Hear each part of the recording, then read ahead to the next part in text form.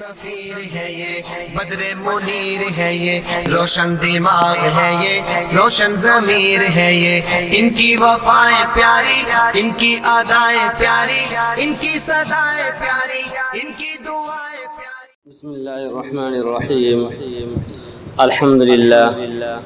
الحمدللہ وکفا وسلام علی عباده الذین اصطفى اما بعد.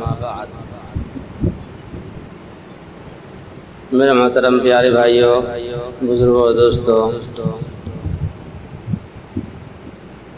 چند دنوں سے قربانی کے فضائل و مسائل بیان ہو رہے ہیں. آج بھی اسی تعلق سے چند باتیں عرض کرنی ہیں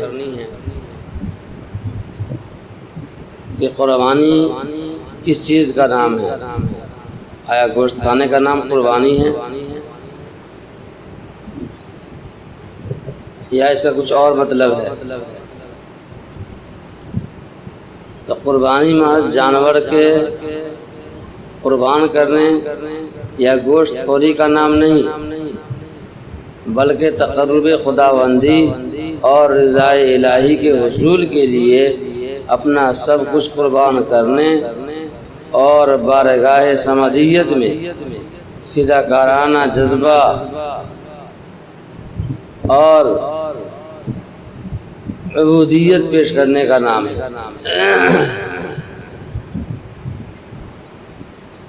قربانی محض جانور کے قربان کرنے یا گوشت کھانے کا نام نہیں، بلکہ تقرب خداوندی اور خدا تعالیٰ کی خوشنودی کے حصول کے لیے اپنا سب کچھ قربان کرنے اور بارگاہ سمدیت میں فداکارانہ جذبہ قلبی کے ساتھ نذرانہ عبودیت پیش کرنے کا نام ہے.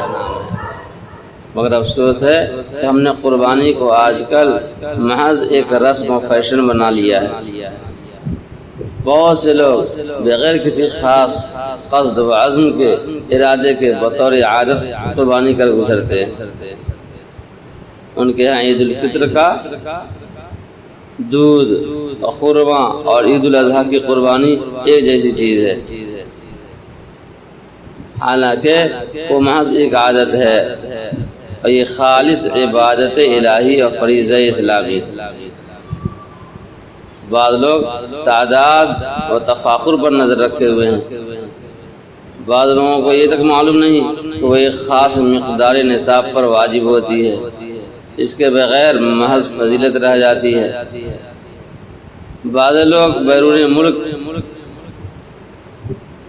مقیم اولاد کی طرف سے بلا ان کی اجازت کے خود ہی اپنی طرف سے کر کے یہ سمجھ لیتے ہیں کہ ان کا فرض ادا ہو گیا، حالانکہ واجب قربانیوں میں قربانی کرنے والے کی اپنی نیت ضروری ہے.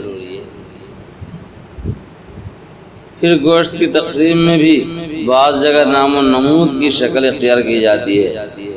فقراء، مساکین، سائلین سے حقارت آمیز تیز سلوک کیا جاتا ہے. بعض لوگ اپنے اوپر واجب ہونے کے باوجود اپنی طرف سے نہیں کرتے، بلکہ حضور صلی اللہ علیہ وسلم یا خاندان کے بڑوں کے نام سے کرتے ہیں اور اسی کو بہتر سمجھتے ہیں. بعض لوگ تو ایسی بے قاعدگی میں دیکھے گئے کہ گوشت کی قیمت طے کر کے جانور لیتے ہیں اور بھائی کے ذمہ ہوتا ہے کہ وہ گوشت تول کر اس کے حساب سے پیسہ لے.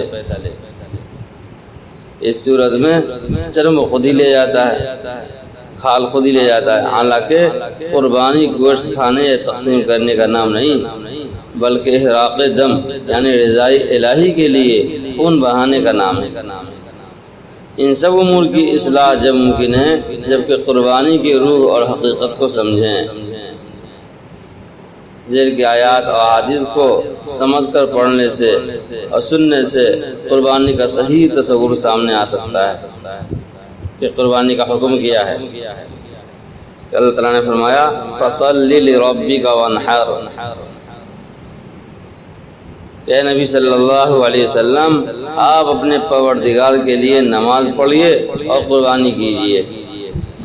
اس میں نبی کریم صلی اللہ علیہ وسلم کو براہ راست اور ان کے توسط سے پوری امت کو قربانی کا حکم دیا گیا ہے۔ یہ بھی معلوم ہوا کہ قربانی محض رب کی خوشنودی کے لیے ہونی چاہیے، رب کی رضامندی حاصل کرنے کے لیے ہونی چاہیے۔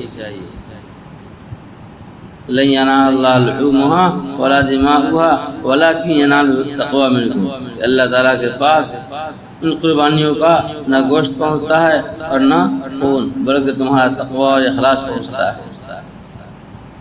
اس سے معلوم ہوا کہ ہر عمل بالخصوص قربانی میں اخلاص واجب ہے، اخلاص نہیں تو قربانی بھی مقبول نہیں۔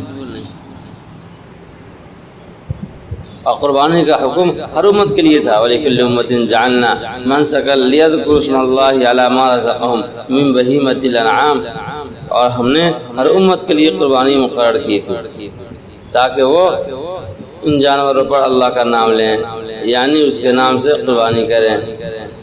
اس سے معلوم ہوا کہ ہر امت کو قربانی کرنے کا حکم دیا گیا تھا، نیز یہ کہ جانور صرف اللہ کے نام سے ذبح کیے جا سکتے ہیں، صرف اللہ کے نام سے ذبح کیے جا سکتے ہیں۔ اور قربانی کے جانور دین کی یادگار ہیں۔ ارشاد خداوندی ہے وَالْبُدْنَ جَعَلْنَاهَا لَكُم مِّن شَعَائِرِ اللَّهِ لَكُمْ فِيهَا خَيْرٌ، ان قربانی کے جانوروں کو ہم نے اللہ کے دین کی یادگار بنایا ہے، اور اس میں تمہارے لیے بھی فائدہ ہے۔ تو معلوم ہوا کہ قربانی کے ذریعے اللہ تعالیٰ کے دین کی رفعت اور اس کی ذات کی عظمت مقصود ہے۔ قربانی کے ذریعے اللہ تعالیٰ کے دین کی رفعت و بلندی اور اس کی ذات کی عظمت مقصود ہے۔ اور یہ بھی معلوم ہوا اس میں خود بندگان خدا کا بھی نفع ہے، تو وہ خود کھاتے ہیں، اہل قرابت اور اہل حیات کو کھلاتے ہیں۔ پھر اس کے چرم کے ذریعے تو آج کل دین کے ہزاروں کام چل رہے ہیں، کھال کے ذریعے ہزاروں کام چل رہے ہیں، اور قربانی کے ذریعے ہدایت کا شکرانہ کیا ہے کہ كَذَلِكَ سَخَّرَهَا لَكُمْ لِتُكَبِّرُوا اللَّهَ عَلَىٰ مَا هَدَاكُمْ وَبَشِّرِ الْمُحْسِنِينَ۔ اسی طرح ان جانوروں کو اللہ تعالیٰ نے تمہارے لیے مسخر کر دیا ہے کہ تم اس کی عطا کو ہدایت پر اور اس کی بڑائی اور کبریائی کا اعتراف کرو، اور نیکوکاروں کو خوشخبری سنانے کا حکم ہے کہ بشر المحسنین، کہ نبی نیکوکاروں کو خوشخبری سنا دیجیے۔ معلوم ہوا کہ قربانیوں کا منشا صرف گوشت کھانا نہیں، بلکہ خدا تعالیٰ کے احسان ہدایت کی شکر گزاری اور اس کی بڑائی کے ساتھ اپنی بندگی و عاجزی کا اظہار ہے۔ یہ بھی معلوم ہوا کہ یہ جانور اللہ تعالیٰ کے حکم سے ہمارے لیے مسخر ہوئے اور ہمیں ان پر قابو حاصل ہوا ہے، ورنہ یہ ہمارے بس کا کام نہ تھا۔ یہ اونٹ اور یہ گائے، یہ بھینس، یہ طاقتور جانور ہے، یہ انسان کے بس کا نہیں اس کو قابو میں کرے، لیکن چونکہ اللہ تعالیٰ نے ان چیزوں کو انسانوں کے نفع اٹھانے کے لیے پیدا فرمایا ہے، اس لیے اس پر قابو کرنا آسان ہو جاتا ہے، اللہ نے تابع کر دیا۔ نیکی کی قربانی کرنا نیکی کا کام ہے، اور نیکی کرنے والوں کے لیے خوشخبری ہے، نیکی کرنے والوں کے لیے خوشخبری ہے۔ زید بن ارقم رضی اللہ عنہ سے مروی ہے کہ صحابہ کرام نے حضور صلی اللہ علیہ وسلم سے دریافت کیا کہ اللہ کے رسول صلی اللہ علیہ وسلم یہ قربانیاں کیا ہیں، یعنی ان کی اصل کیا ہے؟ آپ صلی اللہ علیہ وسلم نے ارشاد فرمایا تمہارے باپ حضرت ابراہیم علیہ السلام کی سنت ہے۔ صحابہ نے پوچھا کہ اس پر عمل کرنے میں ہمارے لیے کیا ثواب ہے؟ تو آپ نے فرمایا ہر بال کے بدلے ایک نیکی، ہر بال کے بدلے ایک نیکی۔ پوچھا گیا اون کے بارے میں کیا ارشاد ہے؟ تو آپ نے فرمایا اون کے بھی ہر بال کے وجہ ایک نیکی۔ اس حدیث شریف سے معلوم ہوا کہ قربانی سنت ابراہیمی ہے، اور حضرت ابراہیم علیہ السلام ہم سب مسلمانوں کے روحانی پیشوا اور جد امجد ہے۔ قربانی کے جانور جتنے قربانی کے جانور پر جتنے بال ہوں گے، ہر بال کے عوض ایک نیکی ملتی ہے۔ بال کے بجائے اون ہو تو اس کے بھی ہر بال کے عوض ایک نیکی ملتی ہے۔ حضرت عائشہ رضی اللہ عنہ سے مروی ہے کہ رسول اللہ صلی اللہ علیہ وسلم نے فرمایا، کوئی عمل قربانی کے دنوں میں، کوئی عمل قربانی کے دلوں میں اللہ تعالیٰ کی قربانی سے زیادہ پسندیدہ نہیں ہے۔ اور یہ قربانیاں قیامت کے دن اپنے سینگ و بالوں اور کھروں کے ساتھ لائے جائیں گے، اور قربانی کا خون زمین پر گرنے سے پہلے اللہ تعالیٰ کے ہاں مقبول ہو جاتا ہے۔ بس دل کی خوشی سے قربانیاں کرو، دل کی خوشی سے قربانیاں کرو۔ معلوم ہوا کہ 10، 11، 12 ذی الحجہ ان 3 دنوں میں اللہ تعالیٰ کے نزدیک نوافل میں سب سے زیادہ محبوب عمل قربانی ہے۔ اس لیے جن لوگوں کو اللہ تعالیٰ نے مالی گنجائش دی ہے انہیں زیادہ سے زیادہ قربانیاں کرنا چاہیے۔ یہ جانور جو اللہ کے نام پر قربان کر کے کھائے کھلائے جاتے ہیں، یہ سب قیامت کے دن زندہ ہو کر اٹھائے جائیں گے۔ دوسری حدیث سے معلوم ہوتا ہے کہ پل سے رات پر جانور ہماری سواریاں ہوں گے۔ قربانی اس قدر مقبول عمل ہے کہ اس کا ابھی پہلا قطرہ خون کا زمین پر گرنے بھی نہیں پاتا کہ عند اللہ شرف قبولیت حاصل کر لیتا ہے۔ یہ بھی معلوم ہوا کہ قربانی بادل ناخواستہ نہیں کرنی چاہیے، بلکہ جی کی خوشی اور رغبت کے ساتھ کرنا چاہیے، خوشی کے ساتھ کرنا چاہیے۔ اس کی قیمت اور اس کی مشقت کو خوشی خوشی برداشت کرنا چاہیے۔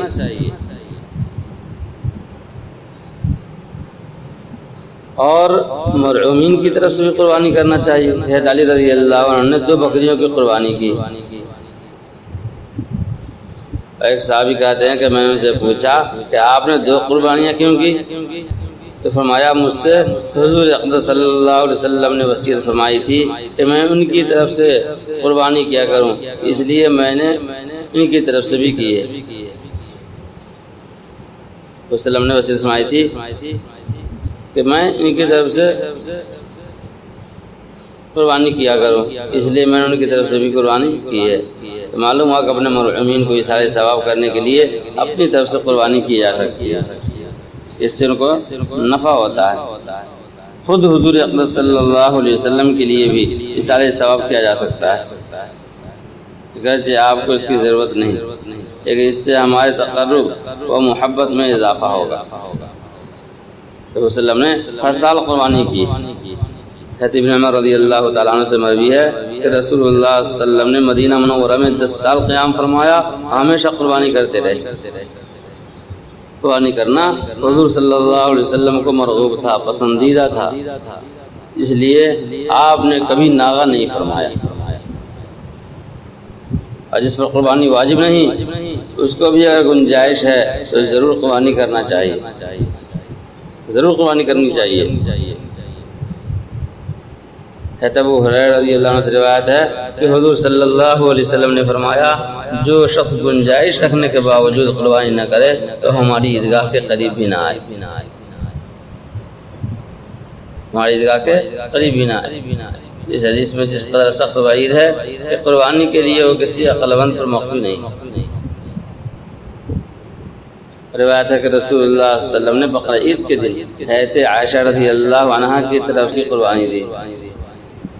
دوسروں کی طرف سے بھی قربانی دی جا سکتی ہے، جس طرح بیوی کی طرف سے دی جا سکتی ہے، اولاد کی طرف سے بھی قربانیاں دی جا سکتی ہے۔ کوئی قربانی کرنا چاہے اولاد کی طرف سے تو کر دے، بلکہ رسول اللہ صلی اللہ علیہ وسلم سے ثابت ہے۔ یہ تمام مسائل ہیں کہ جن کا خیال رکھتے ہوئے ہمیں قربانی کرنا چاہیے، تاکہ یہ قربانی کرنا ہمارا ضائع نہ جائے، اور اس قربانی کے ذریعے سے ہمیں اللہ تعالیٰ کا قرب حاصل ہو۔ اللہ تعالی ہم سب کو جو کچھ بھی کہا گیا سنا گیا اس پر عمل کرنے کی توفیق عطا فرمائے۔ وآخر دعوانا الحمدللہ رب العالمین۔